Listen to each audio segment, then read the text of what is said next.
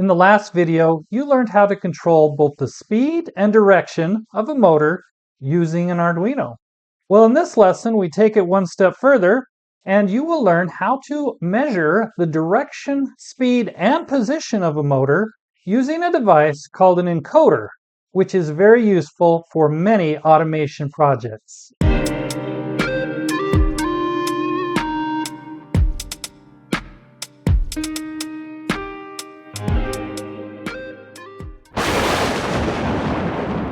So what is an encoder and how does it work? Well, in general, an encoder is a device that's mounted to the shaft of a motor. And there are many different types, but for this example, let's consider this gear here on the left a magnet. And let's consider the orange and purple bars marked A and B magnetic pickups. Now, in this position, neither magnetic pickup detects the magnet. So they both output a 0-volt signal, or in Arduino terms, they both output a low. But as we rotate the shaft of the motor, the first pickup, pickup A, detects the magnet and produces a 5-volt signal, or a high. As the shaft continues to rotate, both detect the magnet and both read high. And as we continue to rotate that shaft, now A drops off, but B stays high. And if we go one more step, they both read low again. You'll also notice that as we turn in the clockwise direction, the A pin reads high first, but if we go in the counterclockwise direction, the B pin reads high first. And of course, if we keep turning in the counterclockwise direction, then they both go high. Well, this is useful data in figuring out which direction the motor is turning. We use our little chart here. So when A goes high, if B is low, we know we're turning clockwise. And when A goes high and B is high, then we know we're going counterclockwise. So let's see what happens when we do one full rotation of the shaft. We get this waveform pattern from both our A and B channels. And notice there are 4 peaks in the waveform because we have 4 lobes to our encoder. Every time we count 4 peaks, we know the shaft has turned 1 time, and we can keep track of the position of the shaft using that method. We can also measure the speed at which the shaft is turning by measuring the time that's elapsing between these peaks. Now, before we write our code, let's go over the schematic. And if you paid attention in lesson 7, you're going to notice that all of this on the left side is what we went over in lesson 7, where we used a joystick to send a signal to the Arduino, which then sends signals to the L298N motor controller to control the speed and direction of the motor. So all we're adding for this schematic is the encoder setup here, which will allow us to measure the speed, direction, and position of the motor. So we connect that to the Arduino with the 5 volts, the ground, and then the green and yellow wires here would represent the A and B channels that we just showed on our last few slides. Now, because our schematic is very similar to lesson 7, our sketch will also be very similar to lesson 7.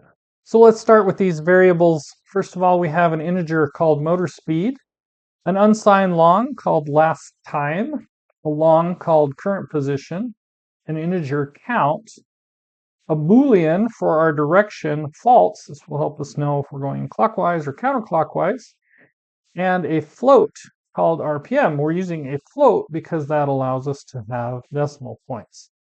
Now notice all these are initialized to 0 to begin with. All right, here in our setup, we're going to start the serial monitor. And then we have a new command here, attach interrupt. Digital pin to interrupt will be pin number 2, and this will represent the A output channel on our encoder. And every time that it detects that A goes from low to high or has a rise, hence the rising here at the end, we're going to run the subroutine called encoder, which is down here at the bottom of the code. So if we look at void encoder, what we're doing is every time we detect the transition from low to high on channel A, we're going to increase our count by 1. That's what this count plus plus function does. And then we're going to look at channel B to see if it's high or low, and that will help us get our direction. So if we detect a high, we're going to say our direction is false. And the current position, we will subtract 1 from our current position. But on the other hand, if digital read is low, we'll set our direction to true, and we will add an increment to our direction. That way, if the motor's turning one way, we're subtracting from the position, and if it's turning the other way, we will be adding to the position. So let's go back up to where we left off inside the setup loop.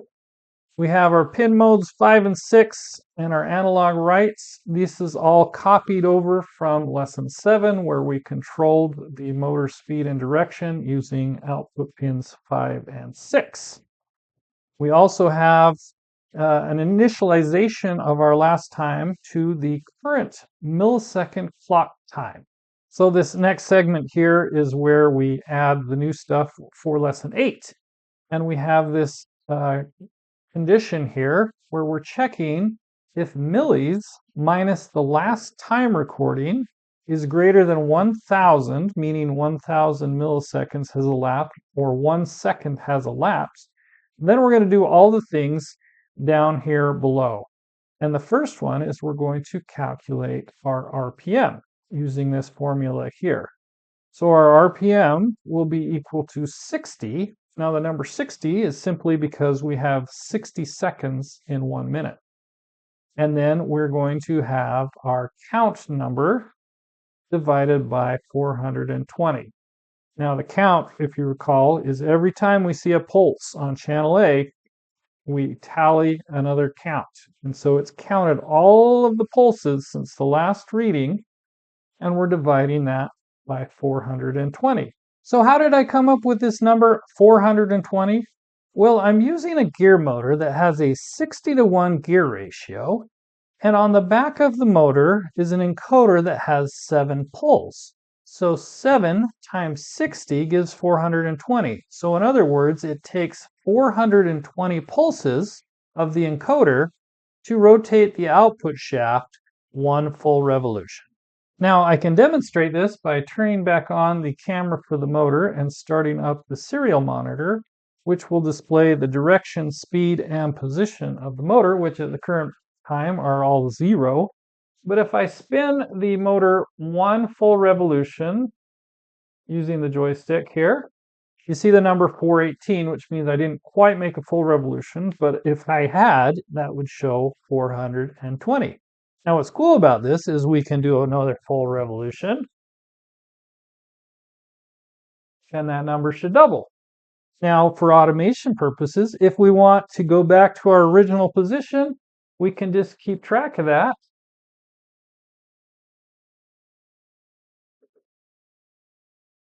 And we're back at 0. Now you'll also notice that when I spin in one direction, it reads counterclockwise, and when I go the other way, clockwise. And then let's see what kind of speed we can get out of this thing. Looks like we're getting up to about 87 RPM that direction, and about 88 the other way. Well, I hope you've enjoyed this lesson and now have a newfound appreciation for how important encoders can be on automation projects. Now, before Lincoln gets too dizzy here, I'm going to dismiss you, but ask you to join back for lesson 10, where we're going to learn how to control linear actuators. It should be a lot of fun. See you next time.